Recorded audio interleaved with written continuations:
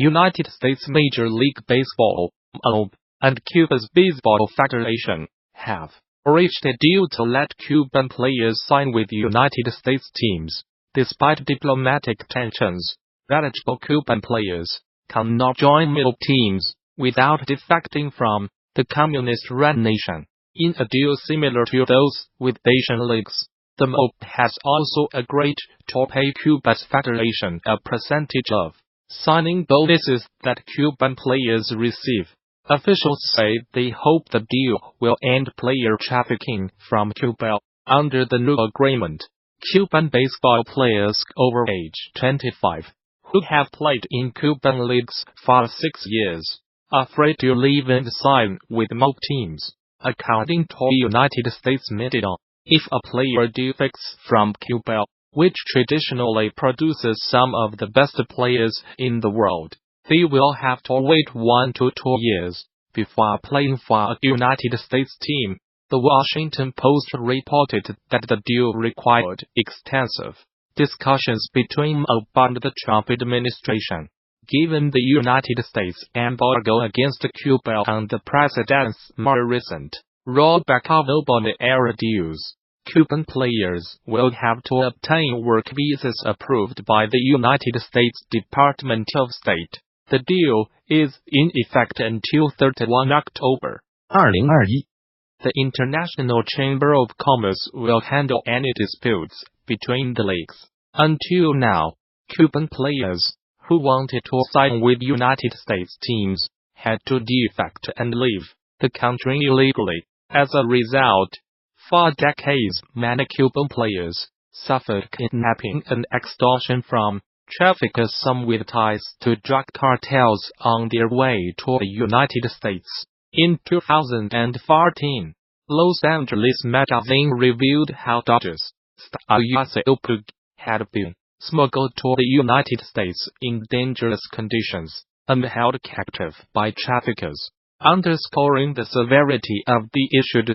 During Fidel Castro's presidency, Cubans who defected to the United States to play in the MLB were banned from ever returning. Now, players can return to Cuba in the off-season if it is approved by their MLB club.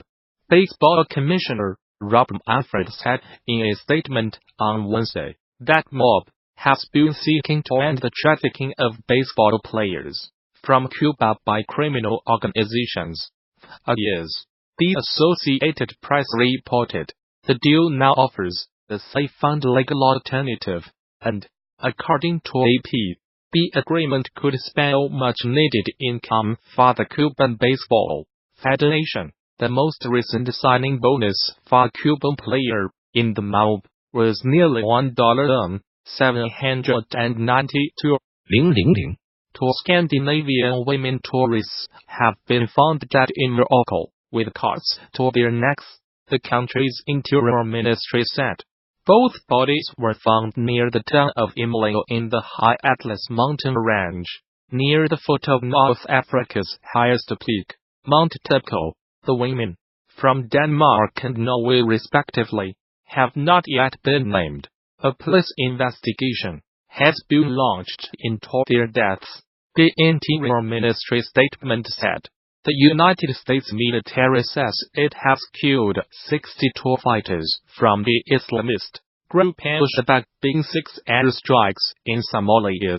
4 airstrikes on Saturday killed 32 militants, and a further 2 on Sunday killed 28, it said in a statement. These were the deadliest air attacks in Somalia since November 2017, when the United States said it had killed 100 militants. Somalia has seen a sharp increase in the number of airstrikes and casualties since President Donald Trump took office in the United States in January 2017. A tally by the Bureau of Investigative Journalism reveals that at least 400 people have been killed in airstrikes since the beginning of 2017, far more than the previous 10 years combined. The latest strikes bring to at least 40 the number carried out in Somalia so far this year. compared with 35 recorded in 2017. The United States has a huge military base in neighboring Djibouti, from where it launches attacks on the militants. Mr. Trump gave the United States military greater authority in March 2017 to attack militants in Somalia. Traditionally, United States presidents have been wary of intervening in Somalia, since ATN Special Forces soldiers died fighting militias in the capital Mogadishu in 1993, a battle dramatized in the film Black Hawk Down. No civilians were killed in the latest airstrikes, which were carried out in coordination with the Somali government, the United States military said. Alongside our Somali and international partners, we are committed to preventing Al-Shabaab from taking advantage of safe havens from which they can build capacity and attack the people of Somalia, the United States Africa Command said. Al-Shabaab, which is linked to Al-Qaeda, has not yet commented on the latest strikes. Somalia-based security think tank the Higher Institute said in a report published in November that Al-Shabaab had been forced to change tactics following the upsurge in airstrikes. The institute said the group was now conducting fewer mass attacks on military bases, but attacks on government offices and businesses which refused to pay its taxes had increased markedly. The United States State Department, in its most recent report on terrorism, described Somalia as a terrorist safe haven, and said Al-Shabaab remained a threat.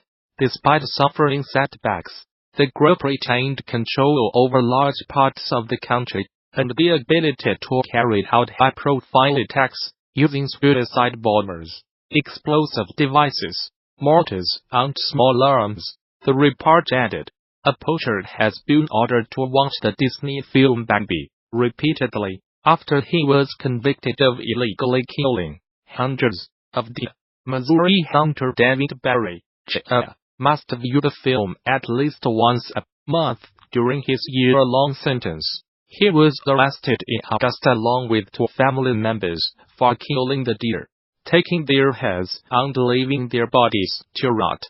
Prosecutors said it is reportedly one of the biggest poaching cases in Missouri history.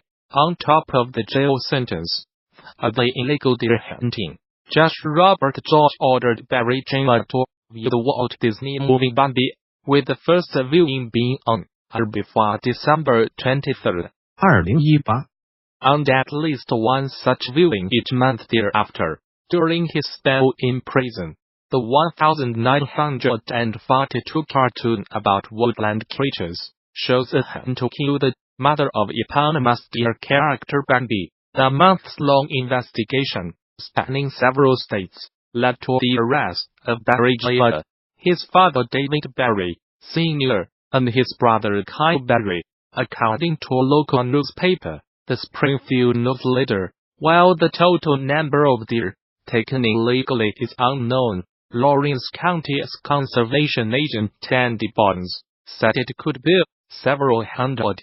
Barry Jr. received a year-long sentence in Lawrence County Prison after pleading guilty to illegally taking wildlife. He has also been sentenced to a 1-to-0 term in Barton County Prison for a firearms probation violation, and both he and his father had their hunting privileges revoked for life by the Missouri Conservation Commission. A popular tourist attraction has become the latest Chinese company to show solidarity with Huawei's chief finance officer, Meng Wanzhou, who was arrested in Canada on 1 December. Shannon Mountain Scenic Park, in eastern Hainan province said it would waive the $9.65 ticket fee for anyone carrying a Huawei phone.